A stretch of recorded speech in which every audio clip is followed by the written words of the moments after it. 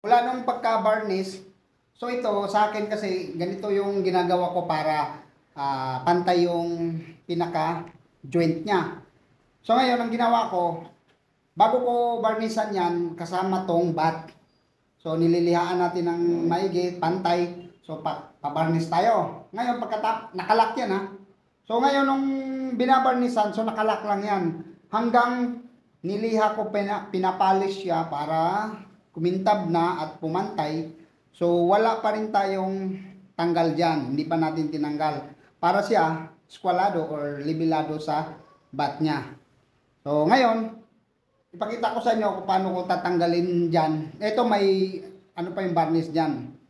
So wala pang gatla. Okay, so tatanggalin natin. Ano lang naman biglain mo lang habang at saka kailangan hindi masyadong makapal para hindi mabasag tong parte na to. Okay?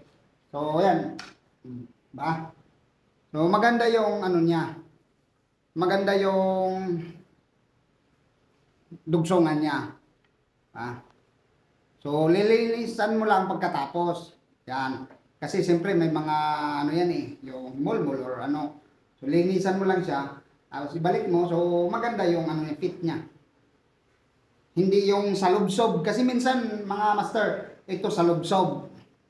Salubsob din. So pangit.